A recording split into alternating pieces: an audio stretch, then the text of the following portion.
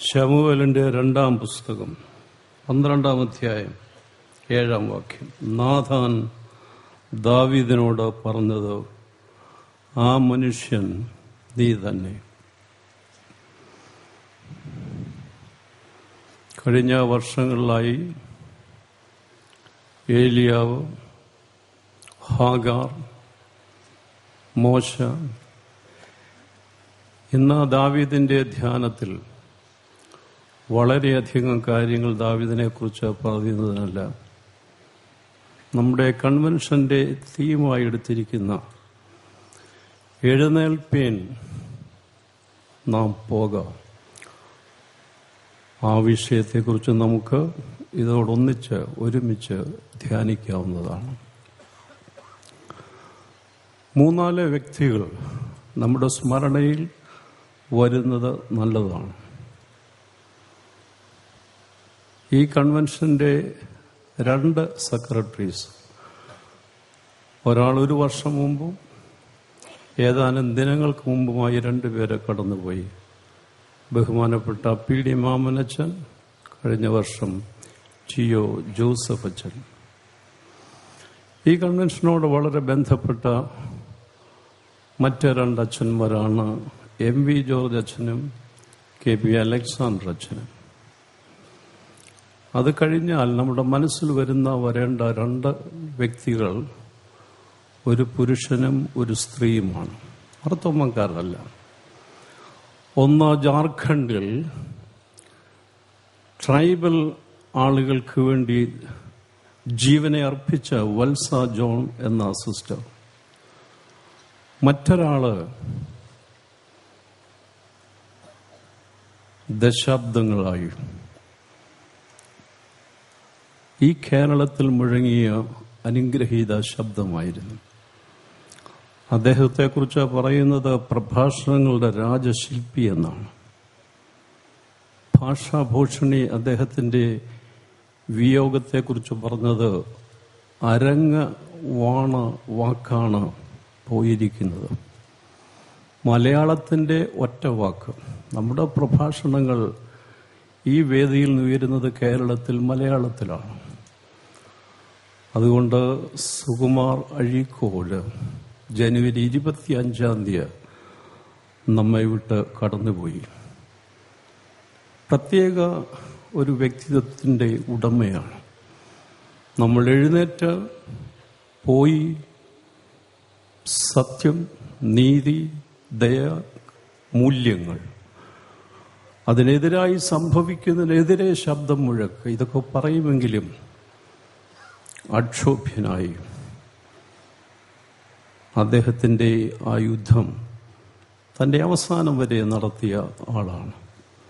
ഇനിയും അങ്ങനെ ഒരാളെ പെട്ടെന്ന് ലഭിക്കുക പ്രയാസമാണ്. മഴ നനഞ്ഞു വരുന്ന കുട്ടിയോട് ഇനിയും ഇങ്ങനെ ചോദിക്കാൻ ആരുണ്ട്? കരുണയറ്റ കാലവർഷത്തിന്റെ രോഷം ഘനീഭൂതമായ മേഘപാളികളിൽ കുളിർ തന്നൽ വീശിയപ്പോൾ ഉള്ളുണർന്ന് പെയ്തിറങ്ങിയ വർഷബിന്ദുക്കളുടെ അനന്തപ്രവാഹം മൂലമാണോ കുട്ടിയെ താമസിച്ചത്? ഇനിയും അങ്ങനെ ചോദിപ്പാൻ ഈ കരയിൽ ആരുമില്ല. നമ്മുടെ ഭാരതം പ്രൊഡ്യൂസ് ചെയ്ത മെത്രാന്മാരിൽ ഒരു ബുദ്ധിരാക്ഷസനായിരുന്നു കാലം ചെയ്ത ഡോക്ടർ പൗലോസ് മാർ ഗ്രിഗോറിയോസ്. അദ്ദേഹം കാലം ചെയ്ത് കഴിഞ്ഞ ഉടനെ മനോരമക്കാർ അഴീക്കോട് സാറോട് പറഞ്ഞു, ഒരു ആർട്ടിക്കിൾ തരണം, പെട്ടെന്ന് തരണം. അദ്ദേഹത്തിന്റെ ക്യാപ്ഷൻ മതി, എല്ലാം അതിലുണ്ട്. ഇടിഞ്ഞത് കുലപർവ്വതം. ആരുണ്ട് ഇങ്ങനെ സംഗ്രഹിക്കാൻ? ഇനി ഇടിഞ്ഞത് കുലപർവ്വതം. നമ്മൾ ഒരുപാട് കാര്യം പറയും, എന്നാൽ ഇത്തരത്തിൽ അരങ്ങ് വാണവാക്ക് നമ്മെ വിട്ട് കടന്നുപോയിരിക്കുന്നു. അദ്ദേഹം നമ്മേക്കാൾ ദൈവത്തോട്, ദൈവം തന്ന ദാനങ്ങളോട് വിശ്വസ്തനായിരുന്നു എന്നതിന് തെളിവുണ്ട്. അദ്ദേഹത്തിന്റെ ആത്മകഥ ഇങ്ങനെ അവസാനിപ്പിക്കുന്നു. അദ്ദേഹം തന്നെ പറയുന്നു, ഇതുവരെ എൻ്റെ വാക്കുകൾ ഞാൻ ഉപയോഗിച്ചെങ്കിൽ ഈ ആത്മകഥയെ അവസാനിപ്പിക്കുന്നത് നമ്മുടെ വിശ്വമഹാകവി, നമ്മുടേതൊന്നും ചേർത്തില്ലെങ്കിൽ നമുക്ക് സംശയം വന്നേനെ. നമ്മുടേതൊന്നത് ചേർത്ത് കഴിഞ്ഞാൽ ഒരാളേ ഉള്ളൂ, അത് ടാഗോറാണ്. വിശ്വമഹാകവിയുടെ നിരുപമവും നിരതിശയനീയവുമായ വാക്കുകളിൽ എൻ്റെ അന്ത്യ അഭിവാദ്യം സമർപ്പിച്ചുകൊള്ളട്ടെ. ഞാനീ കണ്ടത് നിസ്തുലമാണെന്നതായിരിക്കട്ടെ ഇവിടം വിട്ടു പോകുമ്പോൾ എൻ്റെ വിയോഗവാക്യം. കിട്ടിയത് പോരാ, ഇനിയും വല്ലതും കൂടെ കിട്ടിയിരുന്നെങ്കിൽ ചാകുന്നതിന് മുമ്പ്. ഇതാണ് നമ്മുടെ ചേതോവികാരമെങ്കിൽ അദ്ദേഹം തന്റെ ആത്മകഥയിൽ കുറിക്കുന്നു, ഞാനീ കണ്ടത്, ദൈവം തന്ന ലോകത്തിൽ കണ്ടത് നിസ്തുലമാണെന്നതായിരിക്കട്ടെ ഇവിടം വിട്ടു പോകുമ്പോൾ എൻ്റെ വിയോഗവാക്യം. അടുത്തത്, പ്രഭാസാഗരത്തിൽ വിരിയുന്ന ഈ താമരപ്പൂവിലെ തേൻ ഞാൻ നുകർന്നുവെന്നും അങ്ങനെ എൻ്റെ ജന്മം അനുഗ്രഹിക്കപ്പെട്ടുവെന്നുമായിരിക്കട്ടെ എൻ്റെ യാത്രാമൊഴി.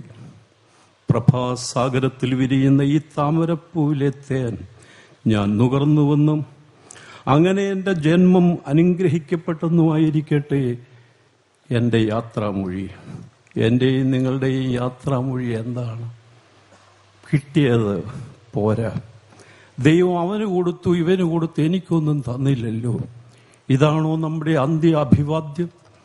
ഇതാണോ നമ്മുടെ യാത്രാമൊഴി? ഈ ലോകം വിട്ട് കർത്തൃസന്നിധിയിലേക്ക് പോകാൻ ഒരുങ്ങിയിരിക്കുന്ന നാം എഴുന്നേൽപ്പിൻ പോക എന്ന് പറഞ്ഞാൽ ആ പോകുന്ന സ്ഥലത്തേക്കുള്ള യാത്ര ഇത്തരത്തിൽ ഈ ഐഹിക യാത്ര തീരുമ്പോൾ ഇത്തരത്തിൽ അവസാനിപ്പിക്കുവാൻ നമുക്ക് സാധിക്കുമോ?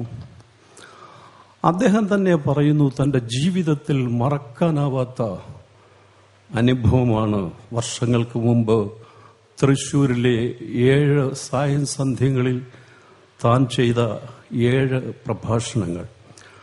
അതിനെക്കുറിച്ച് അദ്ദേഹം ഇങ്ങനെ പറയുന്നു, എൻ്റെ ജീവിതത്തിൽ പ്രഭാഷണത്തിൻ്റെ അനവധി അവസ്മരണീയ അനുഭവങ്ങൾ ഉണ്ടായിട്ടുണ്ട്.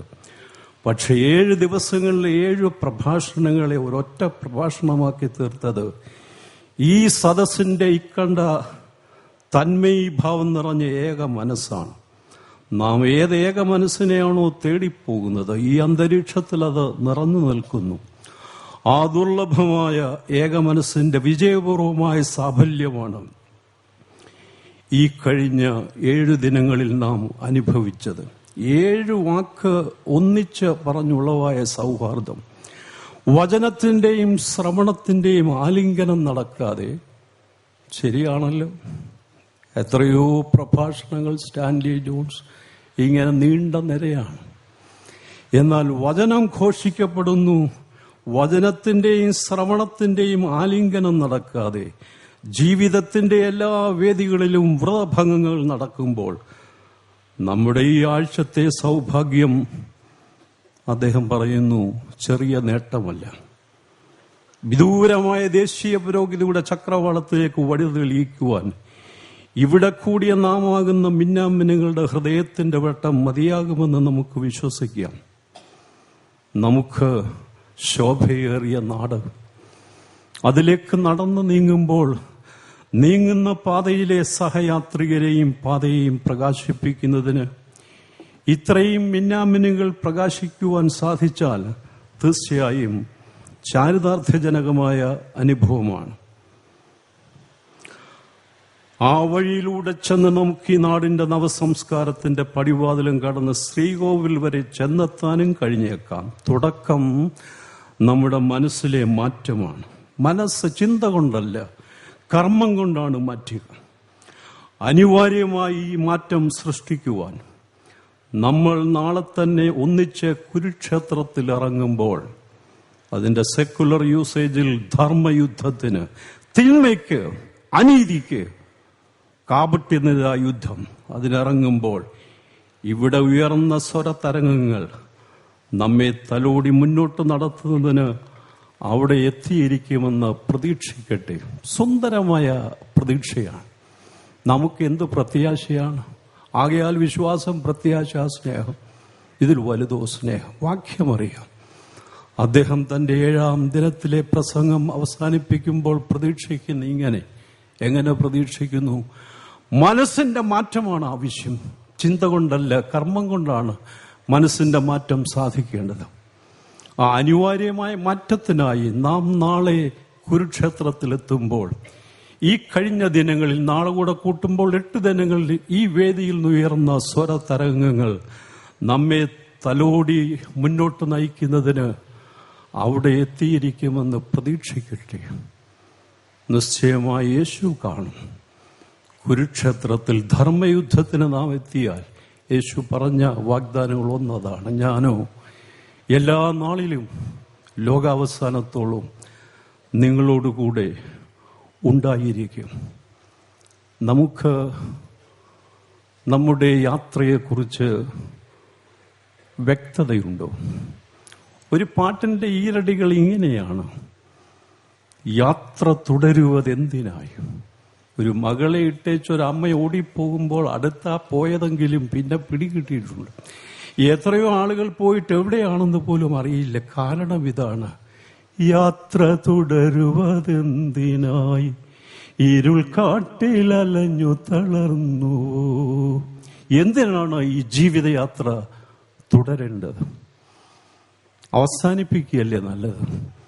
എത്രയോ ആളുകൾ ഈ ജീവിതം ഒടുക്കിയിട്ട് ഈ യാത്രയ്ക്ക് അർത്ഥമില്ല എന്ന് പറഞ്ഞ് കളിക്കളത്തിൽ നിന്ന് ഹംസഗീതം പാടി ഈ കളത്തിൽ നിന്ന് ഒഴിഞ്ഞു പോകുന്നു, ദിനം പ്രതി ഒഴിഞ്ഞു പോകുന്നു. അതിനിടയിൽ കുറെ പേർ നമ്മളിവിടെ കൂടുമ്പോൾ ഇത്രയും മിന്നാമിനിങ്ങളുടെ വെട്ടം സഹയാത്രികനെ പ്രകാശിപ്പിക്കും. അവിടെ നമ്മൾ കാണുമോ? ധർമ്മയുദ്ധത്തിന് യേശു ക്ഷണിക്കുകയാണ്. എവിടേക്കാണ് പോകുന്നത്? എഴുന്നേൽപ്പിൻ, നാം പോകുക. 12-ാം വയസ്സിൽ യേശുവിന് വ്യക്തമായ ധാരണയുണ്ടായിരുന്നു. ഞാൻ എൻ്റെ പിതാവിനുള്ളതിൽ ഇരിക്കേണ്ടതല്ലയോ? നമുക്ക് വല്ല ധാരണയുമുണ്ടോ എഴുന്നേറ്റാൽ പോകാൻ? 12-കാരൻ പറയുന്നു, ഞാൻ എൻ്റെ പിതാവിനുള്ളതിൽ ഇരിക്കേണ്ടതല്ലയോ? 33 വയസ്സുകൊണ്ട് യാത്ര തീരുമ്പോൾ ആനുപാതികമായി 12-ാം വയസ്സിൽ ആ ലക്ഷ്യബോധം ഉണ്ടാവേണ്ടത് അനിവാര്യതയാണ് യേശുവിനെ സംബന്ധിച്ച്. പിന്നെ അധിക കാലം ജീവിക്കുന്നില്ലല്ലോ. നമുക്കിനി ഒരുപാട് കാലമുണ്ടെന്ന് ചിന്തിച്ചിരിക്കുകയാണ്. വ്യക്തതയില്ല എവിടേക്കാണ് പോകേണ്ടത്. യേശു കർത്താവിന്റെ പിതാവിനുള്ളതിലിരിക്കേണ്ടതല്ലയോ ഉള്ള വ്യക്തതയിൽ നീങ്ങിയെങ്കിലും ഗത്സമനയിൽ അല്പം പതറിയെന്ന് തോന്നുന്നു. ഈ പിതാവിനുള്ളത് തന്നെയാണോ? വ്യാഴാഴ്ച രാത്രിയിൽ ഞാൻ ശിഷ്യർക്ക് കൊടുത്ത പാനപാത്രം അല്ലാതൊന്ന് പിതാവ് നീട്ടിയപ്പോൾ ഇതും പിതാവിനുള്ളത് തന്നെയാണോ എന്ന് സംശയിച്ചെങ്കിലും പിതാവിന്റെ ഹിതത്തിന് തന്നെ വിധേയപ്പെടുത്തിയ യേശു കർത്താവ് നീങ്ങുന്നു കാൽവറിയിലേക്ക്. ഈ ശബ്ദം മുഴങ്ങിയത് ഒരു പൂന്തോട്ടത്തിലാണ്, ഗാർഡനിലാണ്. ഇതിന്റെ ഫലപ്രാപ്തി കാൽവറിയിലായിരുന്നു. വളരെയധികം ചിന്തിക്കേണ്ടതായിട്ടുണ്ട്. അതൊന്നിച്ച് ചേർത്ത് വച്ചത്, ഒരു വാക്യത്തിൽ വെച്ചത് യോഹന്നാൻ മാത്രമാണ്. In the place where Jesus was crucified there was a garden. അവനെ ക്രൂശിച്ച ഇടത്ത് തന്നെ ഒരു പൂന്തോട്ടവും ഉണ്ടായിരുന്നു. പൂന്തോട്ടത്തിൽ മുഴങ്ങിയ ശബ്ദമാണ്, എഴുന്നേൽപ്പിൻ, നാം പോകാം. പോയത് the grim, stark, wooden, rugged cross. ഇത്രയും പരിപരുത്തൊരു യാഥാർത്ഥ്യം യേശുവല്ലാതെ മറ്റാരാണ് അഭിമുഖീകരിച്ചിട്ടുള്ളത്? ഗത്സമനയിൽ ഈ ശബ്ദം മുഴങ്ങിയെങ്കിലും ഫലപ്രാപ്തി കാൽവറിയിലായിരുന്നു. അങ്ങനെ തന്നെയാണ് സംഭവിക്കേണ്ടത്. പക്ഷേ 1.5 മാസം മുമ്പ് ക്രിസ്തുമസ് കാലങ്ങൾ നാം പാടുന്നു, ഈ മറിയയുടെ മടയിൽ ഉറങ്ങുന്നത് ആരാണ്? പുൽക്കൂട്ടിൽ മിന്നുന്നത് പൂത്തുങ്കളോ? കുഴപ്പമില്ല, ശരിയാണ് ഒരർത്ഥത്തിൽ. എന്നാൽ വീണ്ടും വീണ്ടും ആ ശിശു വളർന്ന് യാത്ര ചെയ്യുമ്പോൾ ഒടുവിൽ നാം മനസ്സിലാക്കേണ്ടത് മിന്നിത്തിളങ്ങുന്ന ഒരാൾ മാത്രമല്ലിത്. ആളുകൾ കണ്ടാൽ മുഖം മറച്ചുകളയത്തക്കൊണ്ടും ആ ജീവിതം അത്തരത്തിലായിപ്പോയി. നമുക്കറിയാം, ആ ജീവിതത്തെ അന്നേരം വിവരിക്കേണ്ടത് ഇത് മിന്നിത്തിളങ്ങുന്ന പൂത്തിങ്കളാണോ എന്നല്ല പാടേണ്ടത്. പകരം ഇതാ സ്നേഹാഗ്നിയിൽ എരിഞ്ഞമരുന്ന അഗ്നി കാവടിയാണ്. സ്നേഹാഗ്നിയിൽ എരിഞ്ഞമർന്ന അഗ്നിക്കാവടി. ആർക്കാണ് പോകാൻ ഇഷ്ടം? ഒരു വത്സ ജോൺ കാക്കനാടുകാരിയാണ്, എറണാകുളം. അവര് കർത്താവിനെ പോലെ തന്നെ ഒരു സ്നേഹാഗ്നിയിൽ എരിഞ്ഞടങ്ങിയ അഗ്നിക്കാവടിയാണ് വത്സ ജോൺ എന്ന സഹോദരി. നാമുമായിട്ട് ഇതിനെന്ത് ബന്ധമാണ്? ഈ ആഹ്വാനം നാം എങ്ങനെ സ്വീകരിക്കുന്നു? Life must be A garden in the perpetual Bloom of summer. നമ്മുടെ ആഗ്രഹം അതാണ്. ഗത്സമനയിൽ തന്നെ ഇരിക്കുക. 3 ശിഷ്യന്മാര് മറുരൂപമലയിൽ കണ്ടപ്പോൾ യേശുവിനെ കണ്ടിട്ട് പറഞ്ഞു, ഇവിടെ ഇരിക്കാം, ഗത്സമനയിൽ ഇരിക്കാം. ശബ്ദം ഇങ്ങനെ കേട്ടോണ്ടിരിക്കുക, നാം പോകാം, നാം പോകാം. എവിടേക്കാണെന്ന് പോയപ്പോൾ, വിരൽ ചൂണ്ടിയപ്പോഴും നടന്നു നീങ്ങിയപ്പോഴും ശിഷ്യർ ഓടിക്കളഞ്ഞു. എല്ലാവരും ഓടിയെങ്കിലും എനിക്ക് വീണ്ടും വീണ്ടും അത് പറവാൻ ഇഷ്ടമില്ല. ഓടി അന്ന്, എന്നാൽ ഒരുമിച്ച് കൂടി ശക്തി പ്രാപിച്ച ശേഷം ഒരുവൻ ഈ ഭാരതഭൂമിയിലേക്ക് വന്നതുകൊണ്ടാണ് ഈ മണത്തരിയുടെ മുകളിൽ ഇത്രയും പേർ വിശ്വാസികൾ ഇരിക്കുന്നത്. ഓടി എന്നുള്ളത് ശരി അന്ന്. വീണ്ടും സന്തോഷത്തോടെ ഒന്നിച്ചുകൂടി പരിശുദ്ധാത്മശക്തി പ്രാപിച്ച് ഒറ്റയാൾക്കേ സ്വാഭാവിക മരണം കിട്ടിയുള്ളൂ. എന്തൊരു ധീരന്മാരായ ശിഷ്യന്മാർ! അവരന്ന് ഓടിയെങ്കിലും വീണ്ടും വീണ്ടും ഓടിപ്പോയി എന്ന് പറഞ്ഞ് അവരെ പരിഹസിക്കുന്നതിന് നാം തുനിയരുത്. സെന്റ് തോമസ് ഇവിടെ വന്നിട്ട് നാം എന്തു കൊടുത്തു? അദ്ദേഹത്തെ വെറുതെ വിട്ടില്ല. രക്ഷകന്റെ വയ ഡോളറോസ, വ്യഥയുടെ വഴിയിൽ അദ്ദേഹത്തെയും നടത്തി, നിഗ്രഹിച്ചു കളഞ്ഞു. വീണ്ടും നാം ഒന്നിച്ച് കൂടുമ്പോൾ ഗത്സമനയിൽ ഒരു പൂന്തോട്ടത്തിൽ മുഴങ്ങിയ ശബ്ദത്തിന്റെ ഫലപ്രാപ്തി കാൽവറിയിലാണെങ്കിൽ ഇന്ത്യയുടെ മുൻ president doctor Radhakrishnan, philosopher, statesman, ലോകത്തിന് കൊടുത്ത സംഭാവന എന്ന് പറയാം. അദ്ദേഹം 2 സെന്റൻസ് ഇങ്ങനെ പറഞ്ഞു: all growth is marked by pain. എല്ലാ വളർച്ചയും വേദനയിലൂടെയാണ്. All transition belongs to the realm of tragedy. ദുരന്ത മേഖലയിൽ എത്തിയിട്ടേ ഉള്ളൂ മാറ്റങ്ങൾ ഏതും. ശരിയാണോ? ഗത്സമനയിൽ നിന്ന് അടിവെച്ച് യേശു നീങ്ങുമ്പോൾ പിന്നോട്ട് നോക്കിയാൽ എല്ലാവരും പോയി, തൻ്റെ അമ്മ ഒഴികെ. ദുരന്ത മേഖലയിൽ അമ്മയും മകനും എത്തിക്കഴിഞ്ഞു. യേശുവിൻ്റെ മരണത്തോടുകൂടെ ലോകത്തിൻ്റെ ട്രാൻസിഷൻ, ഗുണപരമായ മാറ്റം നടന്നു കഴിഞ്ഞു. ആ ഭാഷയിൽ പറയാൻ ഇനിയും രാധാകൃഷ്ണനുമില്ല. ഒരിടത്ത് മലയാളി അഴീക്കോട് സാറ് പോയി. ഇന്ത്യയുടെ പ്രസിഡന്റായിരുന്ന രാധാകൃഷ്ണൻ നമ്മോട് പറയുന്നു, നിന്റെയും എന്റെയും ലോകത്തിന്റെയും രക്ഷ ഒരുവൻ ഏകനായി ദുരന്ത മേഖലയിലൂടെ നടന്ന്, ഈ ലോകത്ത് അതിൽ കൂടുതൽ ദുരന്തം ആർക്കാ ഉള്ളത്? കാലിക്കൂട്ടിൽ ജനിക്കുക, ഇരുകരയിൽ നിൽക്കുന്നവർ ചവിട്ടിമുക്കാൻ ശ്രമിക്കുക ജീവിത പടകിന്. ഒടുവിൽ ദുരന്ത മേഖലയിലെത്തി. അതിൽ വലിയ ദുരന്തമേതാണ്? ഇഞ്ചിഞ്ചായി പൊടിക്കുകയാണ്. ഇതാണ് യേശുവിൻ്റെ മരണമെങ്കിൽ. രാധാകൃഷ്ണൻ പറഞ്ഞു, സാരമില്ല, നമ്മുടെ രക്ഷ അങ്ങനെ സാധിക്കുകയുള്ളൂ. All transition belongs to the realm of tragedy. അതിൽ നിന്ന് ഗുണപരമായ മാറ്റം ഉണ്ടാവുന്നു. വില്യം ബാർക്ക്ലെ സുന്ദരമായ ഭാഷയിൽ പറഞ്ഞു, the road to Jerusalem was a road which it was not easy for Jesus to take. No one ever looked forward to death in the agony of a cross. ദുഃഖം ഘനീഭൂതമായ വാചകങ്ങളാണ്. ചിന്തിച്ചാൽ, the road to Jerusalem was a road which it was not easy for Jesus to take. യേശുവിനല്ല ഒരുവനും ഇഷ്ടപ്പെടുന്ന പാതയല്ല.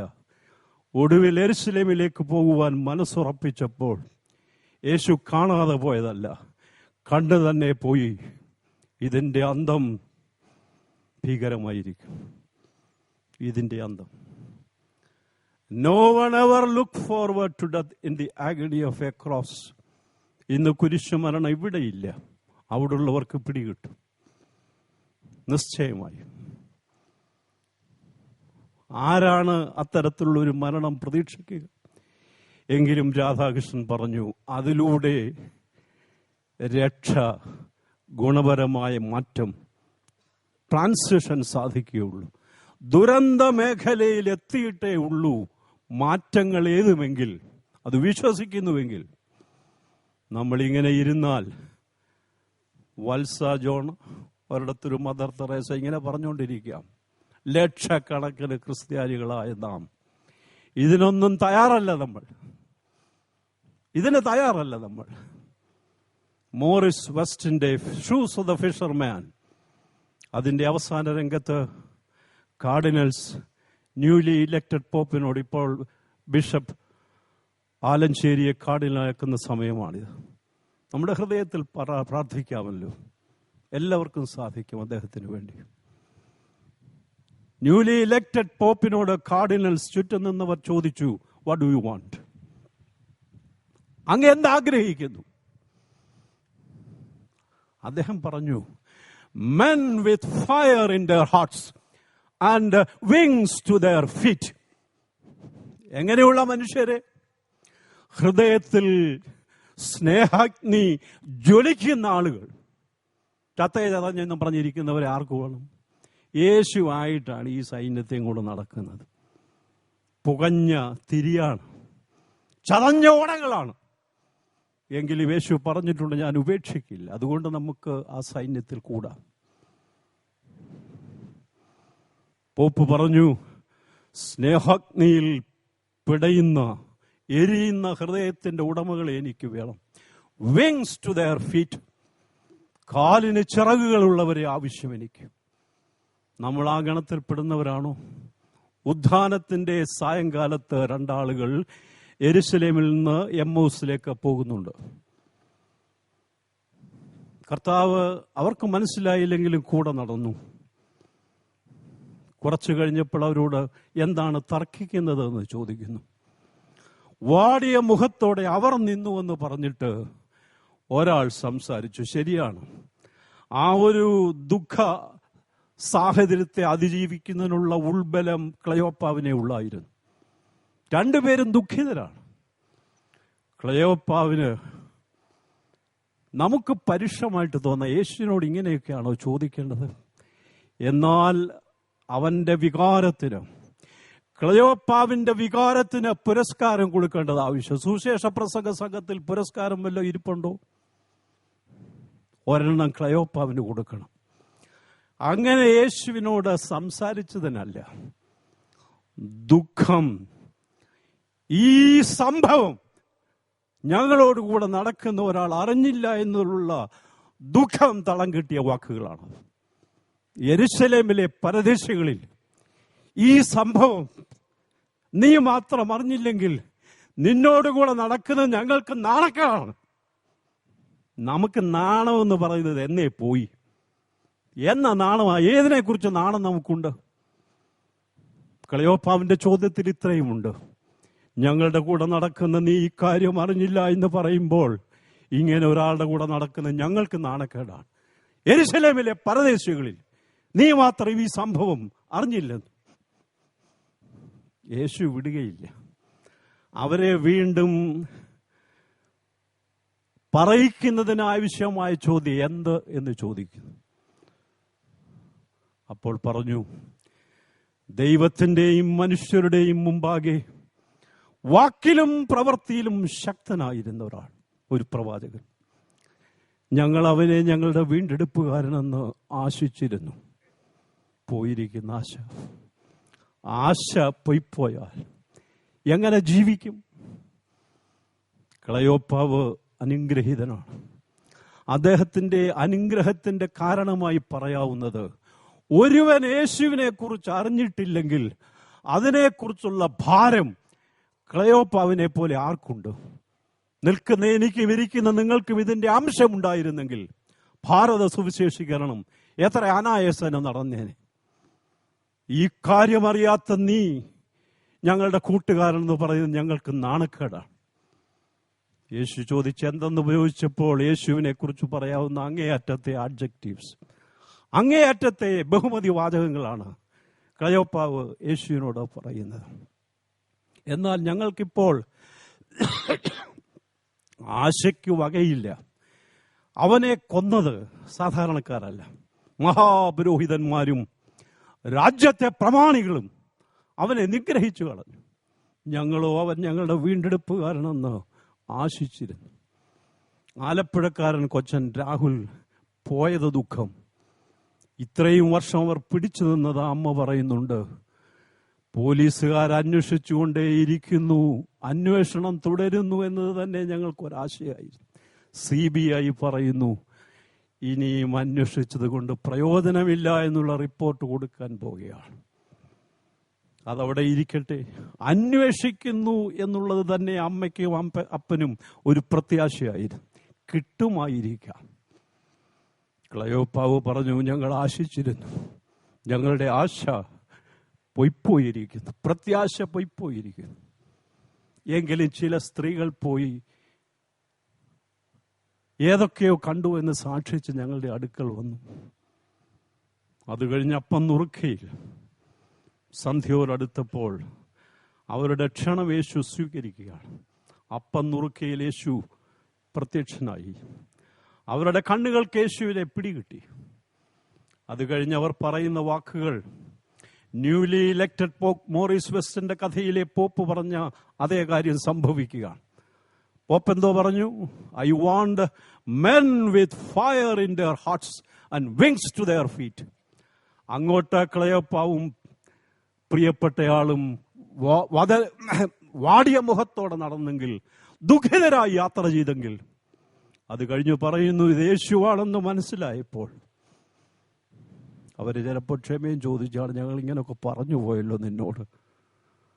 യേശുവാണെന്ന് മനസ്സിലാക്കിയപ്പോൾ അവർ പറയുന്നുണ്ട്, അവൻ നമ്മോട് കൂടെ നടന്ന തിരുവെഴുത്തുകളെ തെളിയിക്കുമ്പോൾ നമ്മുടെ ഹൃദയം നമ്മുടെ ഉള്ളിൽ കത്തിക്കൊണ്ടിരുന്നില്ലയോ?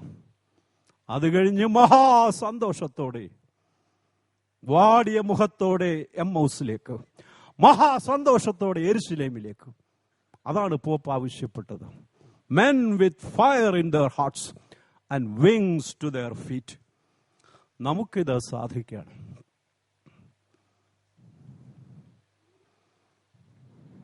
യേശു കർത്താവിൽ സന്തോഷമുള്ളവരായി ഈ ശുശ്രൂഷ നമുക്ക് ഏറ്റെടുക്കണം. നമ്മളോട് കൂടെ നടക്കുന്നവർക്ക് യേശുവിനെ അറിയാൻ പാടില്ലെന്നുള്ളത് നമുക്ക് നാണക്കേടായിരിക്കണം. അവരോട് സുവിശേഷം അറിയിക്കുന്നതിനായി സുവിശേഷ പ്രസംഗ സംഘം രൂപമെടുത്തു. ഭാരത സുവിശേഷീകരണം ലക്ഷ്യമാണ്. എന്നാൽ ഈ ഒരു ക്ലയോപ്പാവിന്റെ ഭാരം ഉള്ളിലില്ലെങ്കിൽ നമുക്കിത് ഘോഷിക്കാൻ വാക്കില്ല, ശക്തിയില്ല, ഹൃദയം പിടയുന്നില്ല, കാല് ആകെ കൂടെ മുൻപോട്ട് നീങ്ങാത്ത അനുഭവം.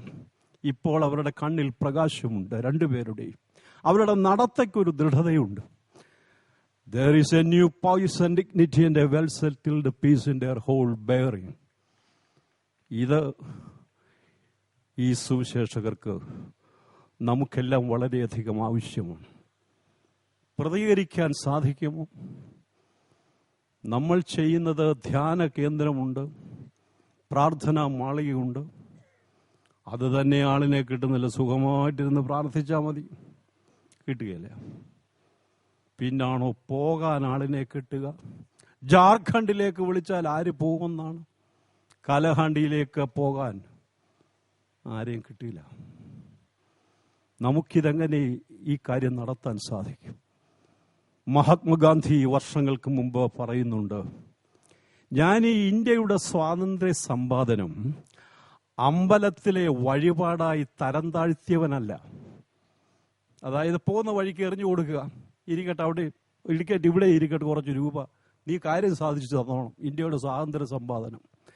ദൈവത്തിന് കാശ് കൊടുത്തിട്ട് ദൈവത്തോട് പറയുകയാണ് ഇന്ത്യ സ്വാതന്ത്ര്യം പ്രാപിക്കണം. ഒരു പ്രാർത്ഥനയും മുഴക്കിയിട്ട് അവിടെ നിന്ന് നടന്നു നീങ്ങുകയാണ്. അദ്ദേഹം പറഞ്ഞു, ഞാൻ ദൈവവിശ്വാസിയാണ്, പ്രാർത്ഥിക്കുന്നവനാണ്. എന്നാൽ ഇന്ത്യയുടെ സ്വാതന്ത്ര്യ സമ്പാദന അമ്പലത്തിലെ വഴിപാടായി തരം താഴ്ത്തുന്നില്ല. ഞാൻ പ്രാർത്ഥിക്കുന്നതോടൊപ്പം ഇന്ത്യയുടെ സ്വാതന്ത്ര്യ സമ്പാദനത്തിനായി അർപ്പണബുദ്ധിയോടെ യജ്ഞിപ്പാൻ ഞാൻ തയ്യാറാണ്. ഒടുവിൽ അർപ്പണം അദ്ദേഹത്തെ എത്തിച്ചത് തൻ്റെ ജീവനെ തന്നെ ഒരു പൂജാപുഷ്പമായി ആ ബലിവേദിയിൽ അർപ്പിക്കുന്ന ഗാന്ധിയെ കാണാം. ഗാന്ധി നമ്മോട് പറയുന്നു, എഴുന്നേൽക്കുക, ഉണരുക, എഴുന്നേൽക്കുക, പോകുക. നിന്നോടൊത്ത് സഹയാത്രികനുണ്ട്. അവൻ്റെ മുഖം വാടിയിരിക്കുന്നതിൻ്റെ കാരണം അവൻ്റെ പ്രത്യാശയായ കർത്താവിനെ അവന് യാതൊരു പിടിയുമില്ല.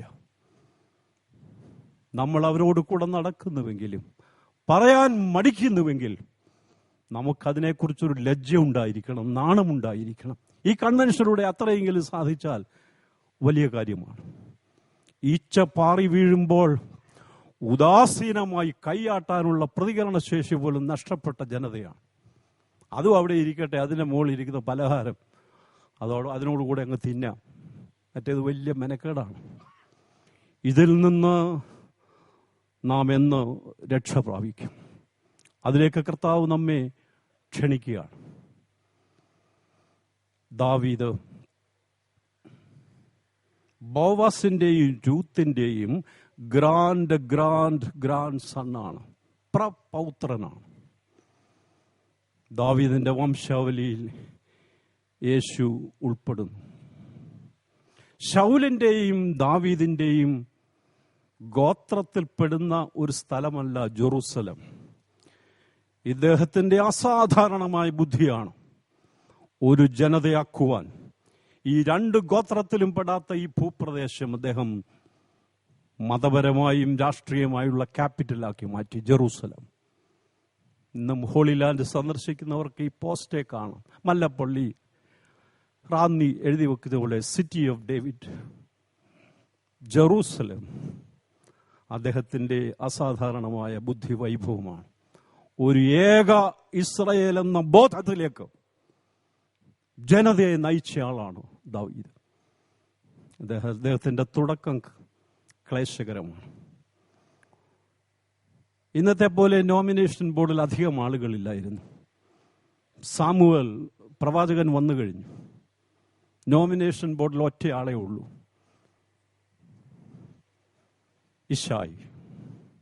ഇശായിയോട് പറഞ്ഞിട്ടുണ്ട്, അതിൻ്റെ കാൻഡിഡേറ്റ്സ് വരട്ടെ, ഒന്നൊന്ന്. ഓരോരുത്തരെ പ്രസന്റ് ചെയ്തു. 7 പേരെ പ്രസന്റ് ചെയ്ത് കഴിഞ്ഞപ്പോൾ അനക്കമില്ല. നോമിനേഷൻ ബോർഡിലെ ഏകാംഗ കമ്മീഷനായ നോമിനേഷൻ ബോർഡിലെ ഈശായിക്ക് അനക്കമില്ല. വളരെ അധികം നിർബന്ധിച്ചാണ് ശാമുവൽ നിർബന്ധിച്ചു വന്നയാള്. ഇനിയുമില്ലേ നിന്റെ വീട്ടിലാരും? അദ്ദേഹത്തിന്റെ പറച്ചിൽ നിന്ന് മനസ്സിലാകും. Humiliated in his home. ദാവീദ് ആരാണ്? തന്റെ പിതൃഭവനത്തിൽ നിസാരനായി എണ്ണപ്പെട്ടവരാണ്. അപ്പൻ പറഞ്ഞു ഉണ്ട്, പക്ഷെ അവനെ ഈ പണിക്കൊന്നും കൊള്ളുകയില്ല. കൊള്ളുന്ന പണിക്ക് ഞാൻ അയച്ചിരിക്കുകയാണ്, ബേദലഹേം പുൽമാലുകൾ ആടുകളെ മേയ്ക്കാൻ. ശമൂവേൽ പറഞ്ഞു, വിളിക്ക്, അവനെ പ്രസന്റ് ചെയ്യ. ഇവിടെ വിളിച്ചുകൊണ്ട് വന്നു. ശമൂവേലിന് അധികം സമയം എടുക്കേണ്ടി വന്നു. തൈലപ്പൊക്കിലുള്ള തൈലം ഒഴിച്ച് അഭിഷേകം ചെയ്യുന്നു. Humiliated in his home. Now he has become the shepherd of Israel. Bethlehem പുൽമാലുകളിൽ അപ്പന്റെ ആടിനെ തീറ്റി നടന്നവൻ, ഇസ്രായേലിന്റെ മധുര ഗായകൻ, ഇസ്രായേലിനെ ഒന്നിപ്പിച്ച രാജാവ്, അസാധാരണക്കാരനായ വാറിയർ, ഭീകരൻ, ഭയങ്കരനായ യോദ്ധാവാണ്. ഏതെല്ലാം തലങ്ങളിൽ. Now he is the shining star of Israel. Israel അദ്ദേഹത്തെ കുറിച്ച് ചിന്തിക്കാതെ എന്ത് ഇസ്രായേൽ നമുക്ക് ഓർക്കുക പോലും സാധിക്കുകയില്ല. മരണസമയത്തും നാം ഓർക്കുന്നു ഇസ്രായേലിന്റെ മധുര ഗായകനെ. ദാവീദേ, നിന്റെ കിന്നരങ്ങളോടുകൂടെ നീ വന്ന് മനുഷ്യൻ താൽക്കാലികനാകുന്നുവെന്നും അവന്റെ ദിവസങ്ങൾ ആവി പോലെ മഞ്ഞു ആകുന്നുവെന്നും പറമ്പിലെ പുഷ്പം പോലെ പൂത്തു വാടിപ്പോകുന്നുവെന്നും അവയിൽ പാടി ഞങ്ങളെ കേൾപ്പിക്കുക. മധുരഗായകനും ഭരണനിപുണനും അനുഗ്രഹീത രാജാവും യോദ്ധാവുമായ ശൗലിന്റെ മൗനത്തെ മാറ്റിക്കളയുന്ന, വിഷാദ രോഗത്തെ നീക്കുന്ന ഗായകൻ. വീട്ടിൽ മാത്രം ഇങ്ങനെയുള്ളവരുണ്ടോ? ഇവിടെ ഇരുന്ന് കേൾക്കുന്നതിനാണ് ഈ വചനം. എൻ്റെ വീടുമായി വല്ല ബന്ധവുമുണ്ടോ? 4 കാശ് പേർഷ്യയിൽ നിന്നോ അമേരിക്കയിൽ നിന്നോ കൊണ്ടുവരുന്നവൻ വരട്ടെ, അവൻ്റെ വരവിനായി കണ്ണിൽ എണ്ണ ഒഴിച്ചിരിക്കും. ഇവിടെ ഒരുത്തനുണ്ട്, അവൻ എന്തിനു കൊള്ളാം? ബോബി ജോസ് കട്ടികടച്ചന്റെ ഭാഷയിൽ, ദൈവം വിളമ്പിയതിനെ മുമ്പിൽ വിളമ്പിയതിനെ നിരസിക്കാൻ നീ ആരാണ്? ഒടുവിൽ നീ നിന്റെ ഭാര്യയും വയസ്സിയെന്ന് വല്ല ഹോസ്പിറ്റലിൽ ചീട്ടെടുത്ത ബെഞ്ചിലിരിക്കുമ്പോൾ നിങ്ങളോടൊത്തിരിക്കാൻ ഈ അമേരിക്കക്കാരനെയും കുവൈറ്റുകാരനെയും സമയത്ത് കിട്ടില്ല. നീ പോഷൻ എന്ന് പറഞ്ഞ ഈ കൊച്ചനെ കിട്ടുള്ളൂ. അവനെ നിസ്സാരനായി എണ്ണിക്കളയരുത്. അവിടെങ്ങാണ്ട് നടന്നു ഇവിടെങ്ങും നടക്കുന്നില്ല എന്ന് ചിന്തിക്കരുത്. ഈ വചനം നമ്മുടെ വീട്ടിൽ പ്രസക്തമാണ്. Humiliated in his home. തൻ്റെ പിതൃഭവനത്തിൽ നിരസിക്കപ്പെട്ടവനാണ് ദാവീദ്. ആ ദാവീദ് ഇസ്രായേലിൻ്റെ രാജാവായി തീരുമ്പോൾ ഒരു പ്രശ്നം വന്നു. അവൻ്റെ ലൈഫ് സ്റ്റൈൽ മാറുന്നുണ്ട്. പഴയ കാലത്തെക്കുറിച്ച് ഓർമ്മയുണ്ടോ എന്ന് അറിഞ്ഞുകൂടാ. അവന് കിട്ടിയ അധികാരം ഭയങ്കരമായിട്ട് ഉപയോഗിക്കുകയാണ്. നമ്മുടെ ജീവിതത്തിൽ ഇത് സംഭവിക്കാം. എന്തെങ്കിലും കാര്യം കൈ കിട്ടിയാൽ നമ്മൾ മൂഡ് മറക്കുന്നവരാണ്. ദാവീദിനും അത് സംഭവിക്കുന്നുണ്ട്. ആളുകൾ പൊരിഞ്ഞ യുദ്ധത്തിലാണ്, തൻ്റെ സൈനികരെല്ലാം. The soldiers are in the battlefield. David is relaxing in his palace. എനിക്ക് തോന്നുന്ന ഭവനാന്തരീക്ഷത്തിൽ ഏറ്റവും കൂടുതൽ മുഴങ്ങിയിട്ടുള്ള ശബ്ദം ആരവിടെ ആരവിടെ എന്നുള്ളതാണ്. ആടെക്കൂടെ വിറച്ചുപോയ അവസരങ്ങളുണ്ട്. അവിടെ ഇരുന്നു എന്ന കാരണത്താലാണ് ഇതെല്ലാം സംഭവിച്ചത്. ആളുകളുടെ കൂടെ പോയി മുന്നിൽ നിന്ന് യുദ്ധം ചെയ്ത് പരിശീലിച്ച ഒരു യോദ്ധാവ് പാലസിൽ റിലാക്സ് ചെയ്തപ്പോൾ അപകടം ക്ഷണിച്ചു വരുത്തുകയാണ്. എന്ത് ശബ്ദം കേട്ടാലും ചോദിക്കും, ആരവിടെ? നമുക്ക് ഈ അപകടം നമ്മുടെ വീട്ടിൽ സംഭവിക്കാം, നമ്മിൽ സംഭവിക്കാം. നമ്മുടെ മൂട് മറന്നുള്ള ചിന്തകൾ, ഞാൻ ആരാണെന്ന് ഓർക്കാത്ത അവസരം. ഒരു കാവൽക്കാരൻ പാലസിന്റെ മുമ്പിൽ ഒരു ദിനം വേഷപ്രച്ഛന്നനായ രാജാവ് ആ ഗേറ്റിൻ്റെ അവിടെ വന്നു. ദ്വാരപാലകനോട് ചോദിക്കുന്നുണ്ട്. അവൻ ചോദിച്ചു, രാജാവേ, അവൻ അറിയാതെ ചോദിക്കുകയാണ്, ആരാണ്, എവിടെ പോകുന്നു? ഈ 2 ചോദ്യം എപ്പോഴും ചോദിക്കുന്നു അദ്ദേഹം. ഗേറ്റ് കീപ്പറിന് 2 ചോദ്യമുള്ളൂ, നീ ആരാണ്, നീ എവിടെ പോകുന്നു? ഇത് കേട്ട രാജാവ് അവനോട് പറഞ്ഞു, ഇങ്ങനെ നീ വരുന്നവരോട് ചോദിക്കുന്നതിന് എത്ര രൂപ കിട്ടും? അവൻ പറഞ്ഞു, 1000 രൂപ കിട്ടും. രാജാവ് പറഞ്ഞു, നാളെ തൊട്ട് ഞാൻ നിനക്ക് മാസം 10,000 രൂപ തരാം. എന്നും രാവിലെ വന്ന് ഈ 2 ചോദ്യം എന്നോട് ചോദിക്കണം. നീ ആരാണ്, നീ എവിടെ പോകുന്നു? പിന്നീട് അവന് മനസ്സിലായി രാജാവാണ്. നമ്മുടെ ജീവിതത്തെ, ഉണ്മയെ, the very be touches our very being. നീ ആരാണ്, നീ എവിടെ പോകുന്നു? എഴുന്നേൽപ്പിൻ, പോക. പോകുന്നയാൾ ആരാണ്? നീയോ ദൈവത്തിൻ്റെ മനുഷ്യൻ. എവിടേക്ക് പോകുന്നു? സഹയാത്രികനെയും കൂട്ടി സുന്ദരമായ ഒരു സമൂഹ സൃഷ്ടി നടത്തി ഒടുവിൽ പിന്നത്തേതിൽ മഹത്വത്തിലേക്ക് നീങ്ങുന്ന തീർത്ഥാടക സംഘം. അനുഗ്രഹീത മറുപടിയായിരിക്കാം അത്. നമുക്ക് സാധിക്കുമോ? അതോ പൊരിയുന്ന യുദ്ധം നടക്കുമ്പോൾ, സൈനികർ പടക്കളത്തിലായിരിക്കുമ്പോൾ ദാവീദ് തൻ്റെ പൂർവകാലം മറന്ന് തനിക്ക് കിട്ടിയ അധികാരത്തിൽ പുളയുകയാണ്. നമ്മുടെ ജീവിതത്തിൽ ഈ പരീക്ഷ ഉണ്ടാകാം. ഇത് നമ്മുടെ ജീവിതത്തിൽ ഉണ്ടായാൽ ദാവീദിന്റെ പതനം അത് നമ്മുടെ പതനമാണെന്നുള്ളതിന് യാതൊരു സംശയവുമില്ല. David relaxing in the palace. അത് കഴിയുമ്പോൾ using the exclusive access to selfish ends. അധികാരം വന്നാൽ, പ്രത്യേകമായി കിട്ടുന്ന കുറേ ശമ്പളം കിട്ടുന്നതുകൊണ്ടല്ല ഇത്. ആരാണ് സീറ്റ് ഒഴിഞ്ഞു കൊടുത്ത് കണ്ടിട്ടുള്ളത്? ഈയിടെ ഒരു അഭിമുഖത്തിൽ കണ്ടു, തള്ളി മാറ്റണം. അല്ലാതെ അങ്ങനെ നോക്കാൻ ആരും മാറാൻ, ഇത് ആരും മാറില്ല. ഇതിൻ്റെ മാസ ശമ്പളം കൊണ്ടല്ല, ഇതുണ്ടാക്കുന്നതായ ഒരു പ്രത്യേക ഒരനുഭവമുണ്ട്.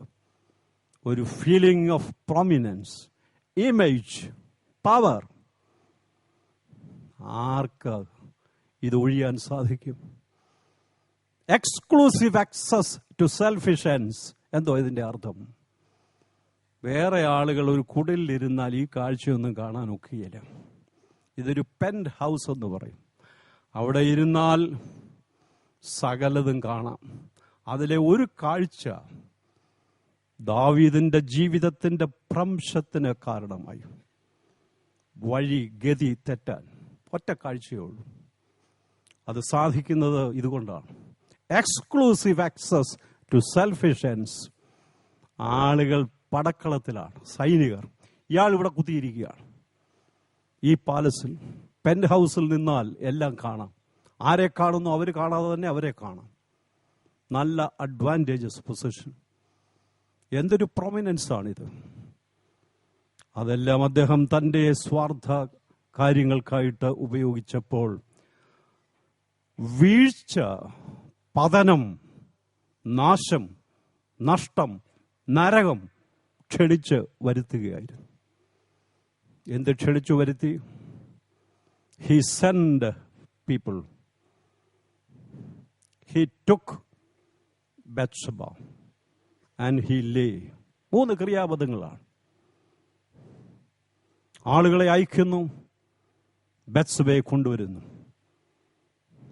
ഒരുമിച്ചുള്ള ശയനം ദൈവം തമ്പുരാൻ വിലക്കിയിട്ടുള്ള ഒരു കാര്യം. അതോടുകൂടെ നാശം ക്ഷണിച്ചു വരുത്തുകയാണ്. അത് കഴിഞ്ഞാൽ പിന്നെ മിഷനറി ഇതുപോലെ വേഗത്തിൽ ആ രാജ്യത്ത് മിഷനറി ചലിച്ചിട്ടില്ല. 2 വാക്കുകളെ ബത്ശബ പറഞ്ഞുള്ളൂ. എന്തോ പറഞ്ഞു? I am pregnant. രാജാവേ, ഞാൻ ഗർഭിണിയാണ്. These 2 words shattered David's life. ഉറച്ച സിംഹാസനത്തിൽ ഇരുന്നയാളാണ്. ഈ 2 ബത്ശബയുടെ വാക്കുകൾ ഹ്രസ്വമാണ്, അതിശക്തമായ വാക്കുകൾ. ഞാൻ ഗർഭിണിയാണ്. ആ 2 വാക്കുകൾ ദാവീദിന്റെ സിംഹാസനത്തെയും ജീവിതത്തെയും ഉലച്ചു കളഞ്ഞു. അതുകൊണ്ട് അതിവേഗം ഈ മിഷനറി രാജ്യത്തിന്റെ ചലിക്കുകയാണ്. എന്ത് ചെയ്യുന്നു? ഊറിയായെ വിളിപ്പിക്കുകയാണ്. ബത്ശബയുടെ വിവാഹത്തിലുള്ള ഭർത്താവിനെ വിളിക്കുകയാണ്. അപ്പീസിങ് ഹിം, എൻറ്റൈസിങ് ഹിം, ഇത് രണ്ടും വഴങ്ങാതെ വന്നപ്പോൾ എക്സിക്യൂട്ട് ഹിം. ആദ്യം പ്രജാവത്സലനായ രാജാവെന്ന് തോന്നും. നീ ഒരുപാട് യുദ്ധം ചെയ്തതല്ലയോ? നിന്റെ വീട്ടിൽ ഒന്ന് കഴിയുക. അവൻ രാജകൊട്ടാരത്തിൽ ഉറങ്ങി. വീണ്ടും നിർബന്ധിച്ച് നോക്കിയപ്പോൾ വഴങ്ങുന്നില്ല. അതിൻ്റെ ഒറ്റ കാരണം ഒരു വാചകത്തിൽ ഇങ്ങനെ പറയാം: മൂടുമറന്ന് ദാവീദ് രാജാവ് ലൈഫ് സ്റ്റൈൽ മാറ്റിക്കാണും. ഈ യോദ്ധാവായ ഊറിയ രാജാവ് നിർബന്ധിച്ചിട്ടും അവന്റെ ലൈഫ് സ്റ്റൈൽ മാറ്റിയില്ല. പടക്കളത്തിൽ പൊരിഞ്ഞ യുദ്ധം നടക്കുമ്പോൾ ഞാൻ എൻ്റെ വീട്ടിൽ പോയിരിക്കുകയോ? സാധിക്കില്ല. അപ്പീസിങ് ഹിം, എൻറ്റൈസിങ് ഹിം, മദ്യം വരെ കൊടുത്തു നോക്കി.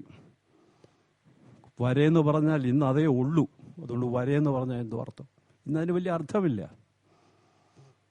മൂന്നാമത് എക്സിക്യൂട്ട് ഹിം, അവനെ നിഗ്രഹിക്കുക.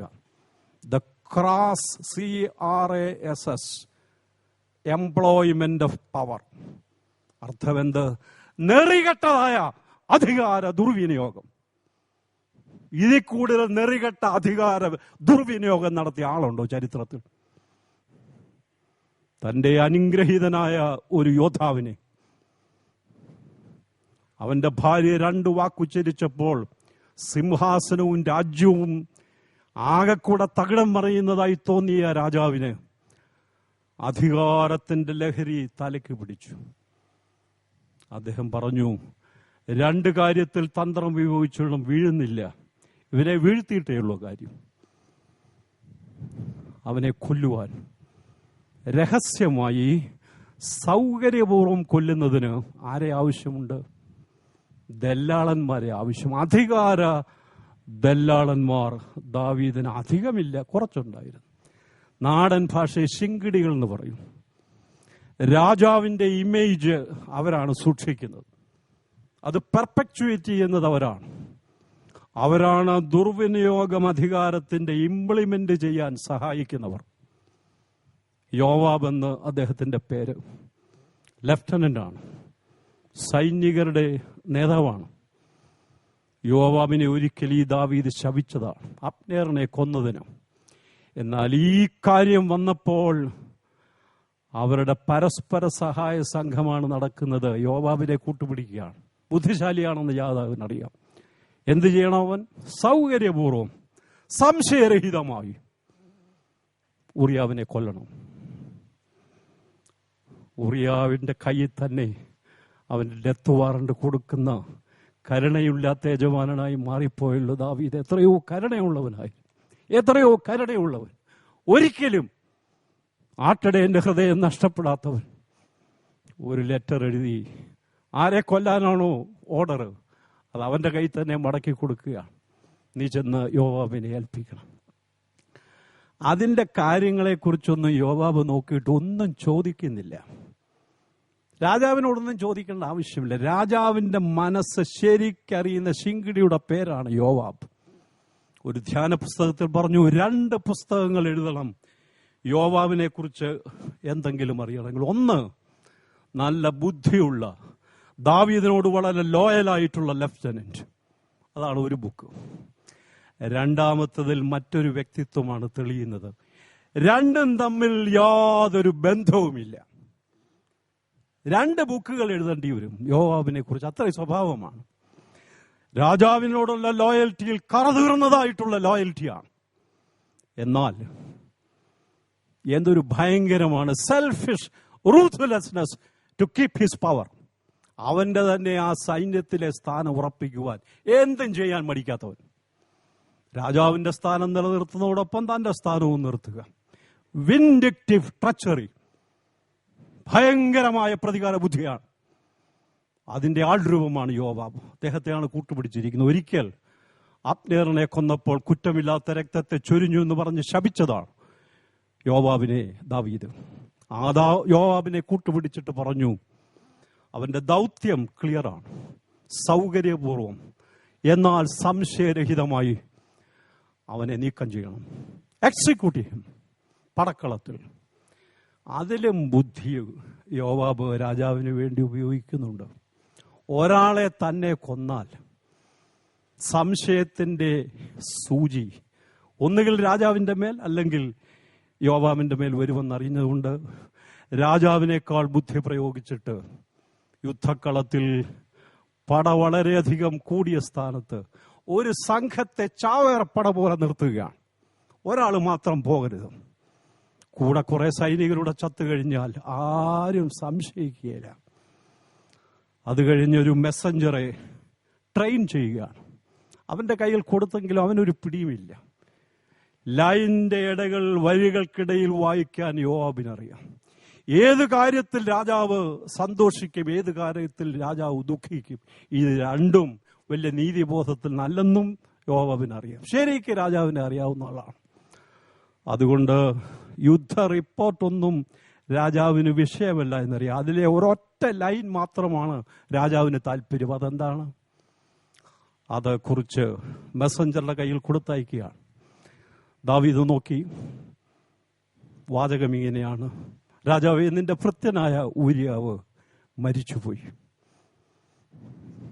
പടക്കളത്തിൽ കുറെ പേര് പോയതിൽ ആദ്യം ക്ഷോഭം, അത് കഴിഞ്ഞ ഉടനെ തണുക്കുന്നു, സന്തോഷം. എന്റെ വിശ്വസ്തനായ യോവാബ് കാര്യം സാധിച്ചിരിക്കുന്നു. Let this not be evil in your sight. മറുപടി കൊടുത്തയച്ചു. അനിഷ്ടമാണെന്ന് നിനക്ക് തോന്നേണ്ട കാര്യമില്ല. യോവാബ് മറുപടി ലഭിച്ചു. ഈ അവാർഡ് നാടകം അവസാനിക്കുകയാണ്.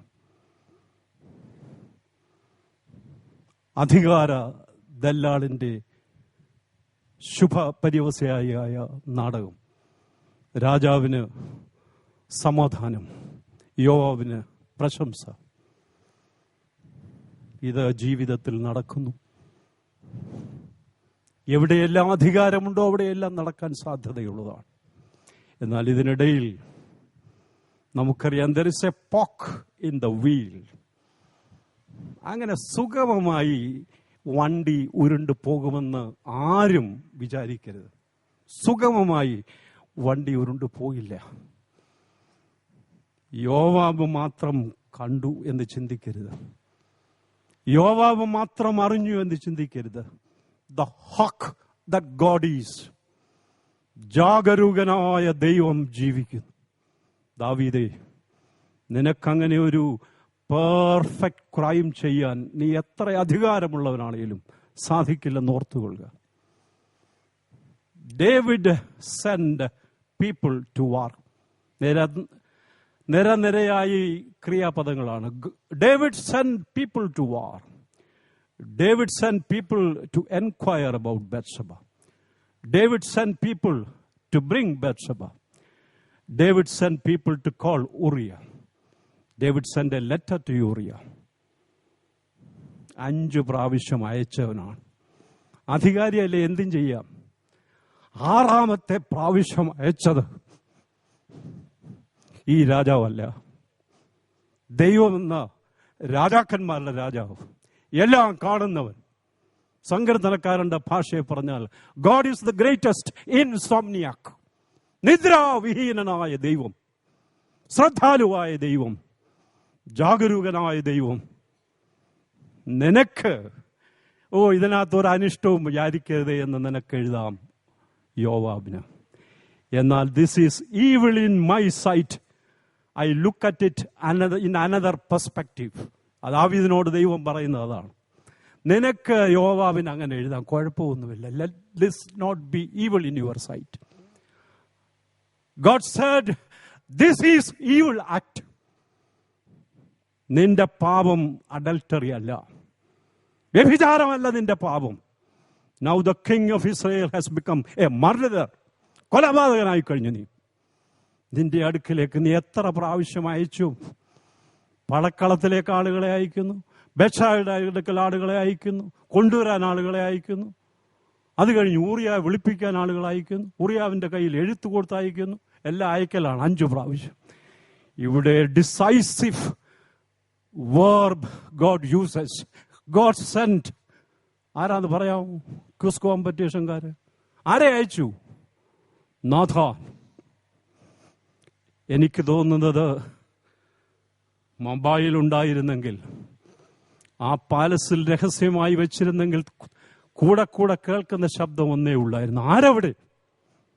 ആര് ചെല്ലാനാണ്? ഭയമാണ്.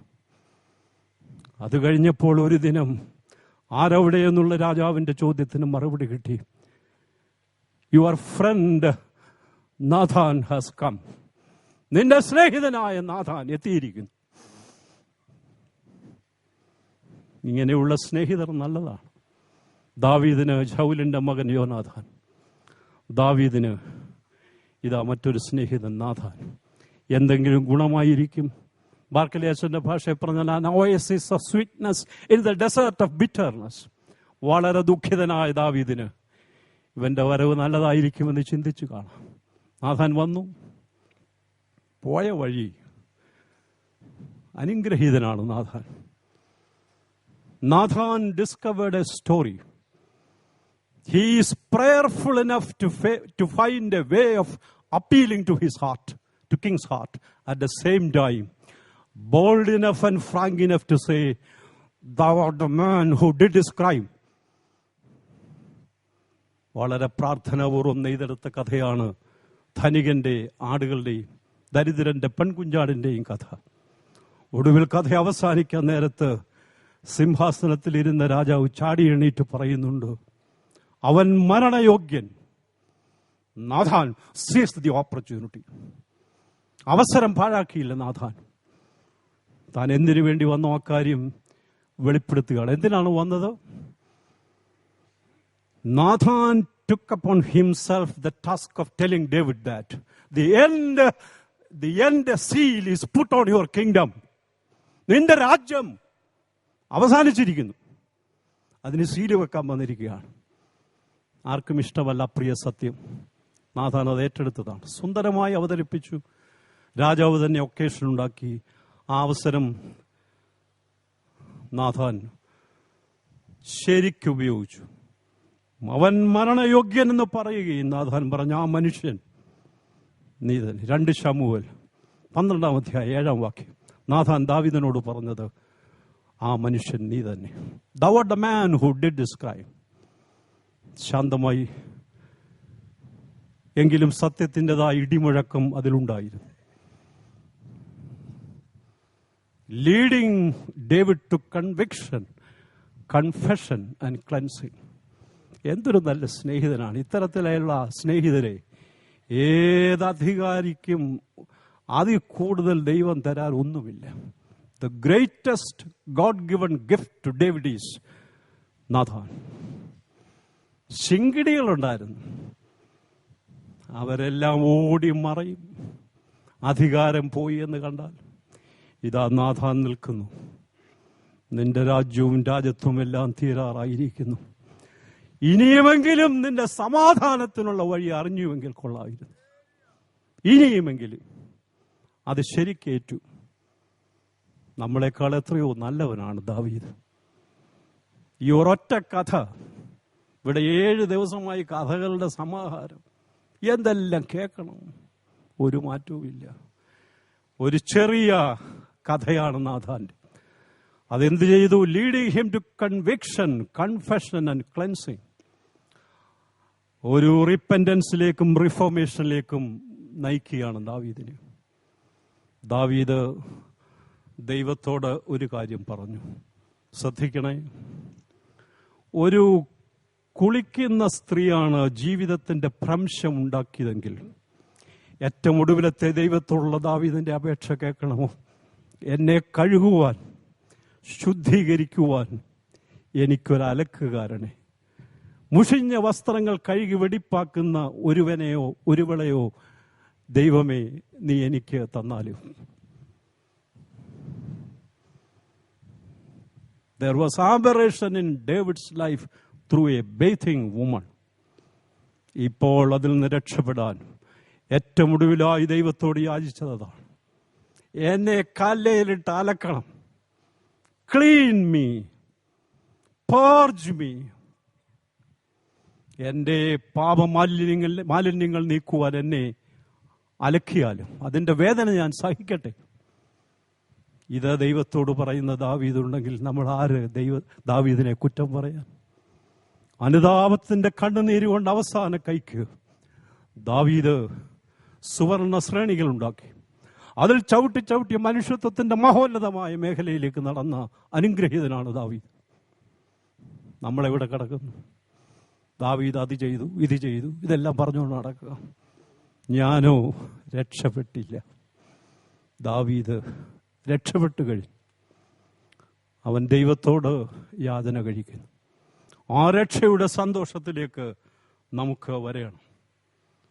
ഇനി 10 മിനിറ്റുണ്ട്. നമുക്ക് 12 മണിക്ക് തന്നെ അവസാനിപ്പിക്കാം.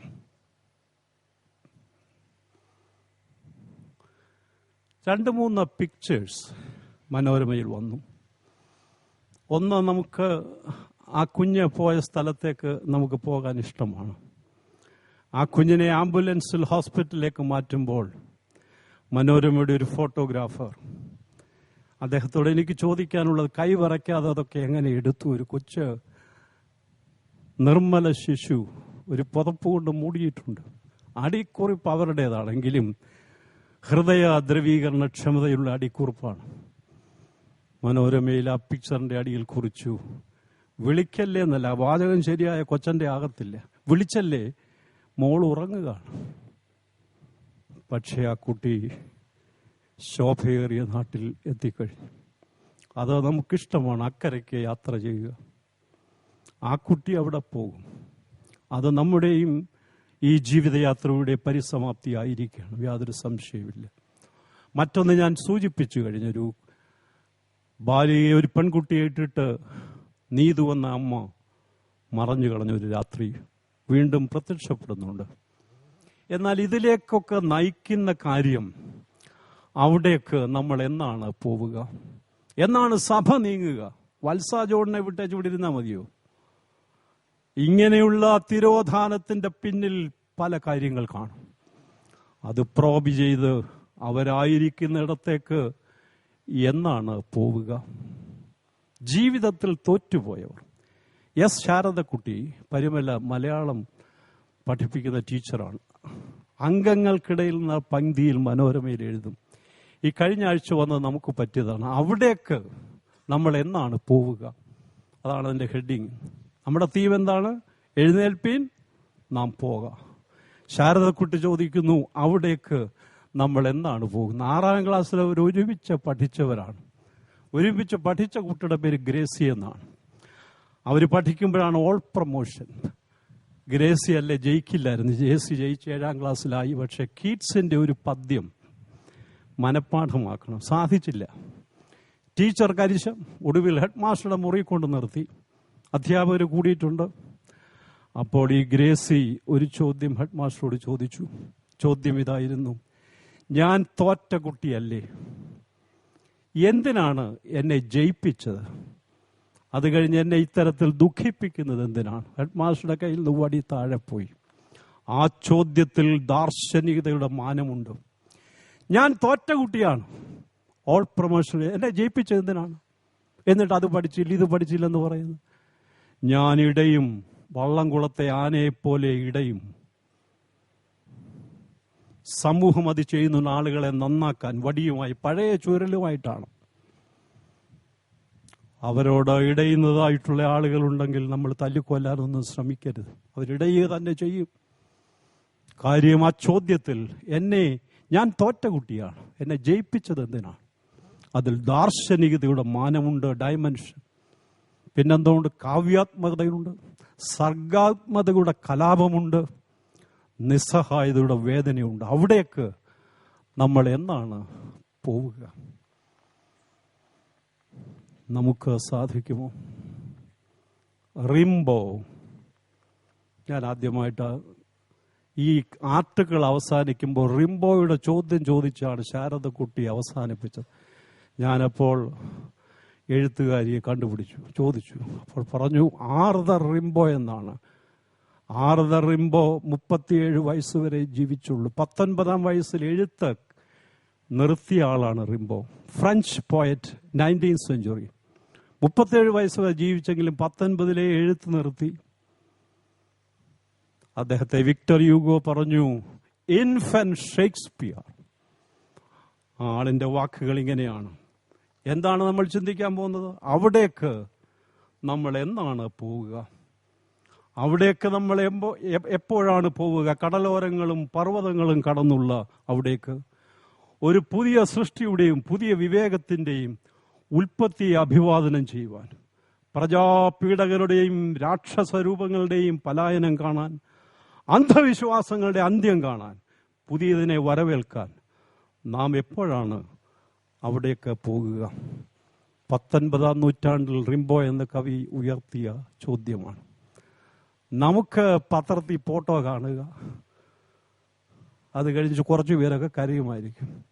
ഇതിന്റെ കാരണങ്ങളിലേക്ക് രാഹുലിന്റെ അമ്മയുടെ ഖേദം, അന്വേഷണം നിർത്തിയല്ലോ CBI. അന്വേഷിക്കുകയാണെങ്കിൽ ഞങ്ങൾക്കൊരു പ്രത്യാശയുണ്ടായിരുന്നു, രാഹുലിനെ തിരികെ കിട്ടും. യേശുവിനെ മനസ്സിലായതുകൊണ്ട് അന്വേഷണം നിർത്തിയിരിക്കുകയാണോ? ആർക്ക് ദൈവത്തെ, യേശുവിനെ മനസ്സിലാക്കാൻ പൂർണ്ണമായും ഈ സത്വാന്വേഷണം, യേശുവിനെ അറിയാനുള്ള ബർന്നബാസ് തിരുവേനിയെ കൊച്ചുയുടെ പാട്ടാ പാടി, കൊതി നമുക്കുണ്ടായിരിക്കണം നിശ്ചയമായും. അവൻ നമ്മോട് കൂടെ സഹയാത്രികനായി. ക്ലയോപ്പാവിന്റെ കൂടെ പോയ ആള് മാത്രമല്ല. ക്ലയോപ്പാവ് കളിയാക്കി ചോദിച്ചാലും അവന്റെ അന്തരംഗത്തിന്റെ ആത്മാർത്ഥതയെ യേശു മനസ്സിലാക്കി. അവനാണ് മനുഷ്യൻ, ക്ലയോപ്പാവാണ് ശിഷ്യൻ. എന്തൊരു ചോദ്യമാണ് അവൻ ചോദിക്കുന്നത്. യേശുവിനെ അറിയാത്തത് ഇതുപോലെ ഒരു ലജ്ജാകരമായ സംഗതിയില്ലെന്ന്. നമുക്കിതിൽ വല്ലൊരു ലജ്ജയുണ്ടോ? പൗലോ കൊയ്ലോയുടെ ഒരു കഥ കൂടെ പറഞ്ഞ് അവസാനിപ്പിക്കാം. കഥ ഇതാണ്.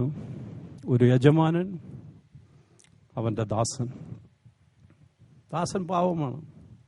ഒരു ദിനം ഈ ദാസൻ യജമാനന്റെ അടുക്കൽ ഒരു അപേക്ഷ വെച്ചു. എനിക്ക് കുറച്ച് രൂപ വേണം.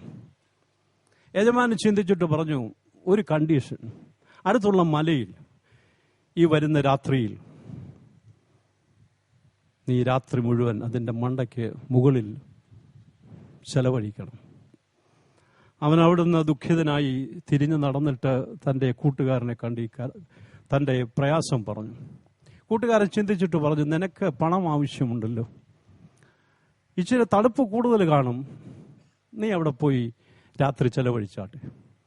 നല്ല സ്നേഹിതനായതുകൊണ്ട് അവൻ അനുസരിക്കാമെന്ന് ചിന്തിച്ചു. അല്പം ബുദ്ധി പ്രയോഗിച്ചു. 6 മണിക്ക് വൈകിട്ട് പോകേണ്ട കാര്യമില്ല, 10-11 മണിയാകുമ്പോൾ ചെല്ലാം, അത്രയും കുറച്ച് ചെലവഴിച്ചാൽ മതിയല്ലോ രാത്രിയിൽ. 11 മണിയോടുകൂടെ ആ പർവ്വതത്തിൻ്റെ മുകളിലെത്തിയപ്പോൾ അവൻ കണ്ട കാഴ്ച അവനെ അതിശയിപ്പിച്ചു കളഞ്ഞു. അവരുപദേശം നൽകിയ കൂട്ടുകാരൻ 6 മണി മുതൽ സന്ധ്യ മുതൽ തീ കൂട്ടി അവൻ്റെ വരവിന് വേണ്ടി കാത്തിരിക്കുന്ന ചിത്രമാണ്. രാത്രി മുഴുവൻ ഒരുമിച്ച് ചെലവഴിച്ച് അവർ ഒന്നിച്ചിറങ്ങി. What a friend we have in Jesus. ആ പാട്ട് പാടുമ്പോൾ എന്തൊരു ആശ്വാസമാണ്. അവൻ രക്ഷകനാണ്, സ്നേഹിതനാണ്. യേശു ഒടുവിൽ പറഞ്ഞ അന്ത്യമൊഴികളിലൊന്നും ഇതായിരുന്നു, ഞാൻ നിങ്ങളെ അനാഥരായി വിടുകയില്ല, ഞാനോ ലോകാവസാനത്തോളം എല്ലാ നാളിലും നിങ്ങളോടുകൂടെ ഉണ്ട്. അഴീക്കോട് സാറിൻ്റെ പ്രതീക്ഷ ഇതായിരുന്നു. മനസ്സിൻ്റെ മാറ്റം ചിന്ത കൊണ്ടല്ല, കർമ്മം കൊണ്ടാണ്. ആ അനിവാര്യമായ മാറ്റത്തിനായി നാളെ നാം കുരുക്ഷേത്രത്തിലെത്തുമ്പോൾ കഴിഞ്ഞ 7 ദിനങ്ങളിലായി ഇവിടെ ഉയർന്ന സ്വരതരംഗങ്ങൾ നമ്മെ തഴുകി തലോടി മുന്നോട്ട് നയിക്കുന്നതിന് അവിടെ എത്തിയിരിക്കുമെന്ന് ഞാൻ പ്രതീക്ഷിക്കട്ടെ. നാളെ ഇവിടെ കൂടുമ്പോൾ 8 ദിനങ്ങൾ ഇവിടെ ഉയരുന്ന സ്വരതരംഗങ്ങൾ അനീതിക്കരുതേ, തിന്മയ്ക്കെതിരെ പോരാടുവാൻ നമ്മൾ ഇറങ്ങുമ്പോൾ നമ്മെ തഴുകി തലോടി മുന്നോട്ട് നയിക്കുവാൻ ഇവിടെ ഉയർന്ന സ്വരതരംഗങ്ങൾ അവിടെ എത്തിയിരിക്കും എന്നുള്ളതിൽ യാതൊരു സംശയവുമില്ല. നമ്മുടെ പ്രസംഗമൊന്നും എത്തണ്ട അവിടെ. യേശു കർത്താവിൻ്റെ വാക്കുകൾ വിശ്വസിക്കൂ. ഞാനോ ലോകാവസാനത്തോളം നിന്റെ ഈ ധർമ്മയുദ്ധത്തിൽ, എന്നോട് കൂടെയുള്ള യുദ്ധത്തിൽ, തിന്മയ്ക്കെതിരെയുള്ള പോരാട്ടത്തിൽ ഞാൻ നിന്നോടുകൂടെ ഇരിക്കും. വിശുദ്ധനായ പൗലോസ് പറഞ്ഞു, അവൻ വിശ്വസ്തനാണ്, അവൻ എൻ്റെ ഉപനിധി കാക്കും, ഞാൻ നല്ല പോർ പൊരുതു, ഓട്ടം തികച്ചു, വിശ്വാസം കാത്തു. ഹെൻസ് ഫോർത്ത്, ഇനിയും നീതിയുടെ കിരീടം. ഏലിയാവ് വലിയ പ്രവാചകൻ ഒരിക്കൽ നിരാശനായി ചെടിച്ചോട്ടിൽ ഇരുന്നു പോയി. ദൈവം തമ്പുരാൻ തട്ടി ഉണർത്തുകയാണ്, നീ ഇവിടെ ഇരിക്കേണ്ടവനല്ല, മണൽപ്പുറവും പന്തലിന്റെ കീഴും നല്ലതായിരിക്കാം. ഈ തീം, ഈ ശബ്ദം മുഴങ്ങിയത് ഗത്സമനയിൽ തോട്ടത്തിലായിരിക്കാം. അതിന്റെ ഫലപ്രാപ്തി കാൽവറിയിലാണെന്ന് നീ ഓർക്കണം. ഏലിയാവേ, നീ ഭീരുവായി, എത്രയോ ധീരനായിരുന്നു നീ, കർമ്മധീരനായി നീ ഇങ്ങനെ കർമ്മഭീരുവായത് എപ്പോഴാണ്? ഉണരുക, എഴുന്നേൽക്കുക. നിനക്ക് ദൂരയാത്ര ചെയ്യാനുണ്ട്, ദൂരയാത്ര ചെയ്യാനുണ്ട്, ദൂരയാത്ര ചെയ്യാനുണ്ട്. ജീവിതയാത്രക്കാരാ, ജീവിതയാത്രക്കാരാ.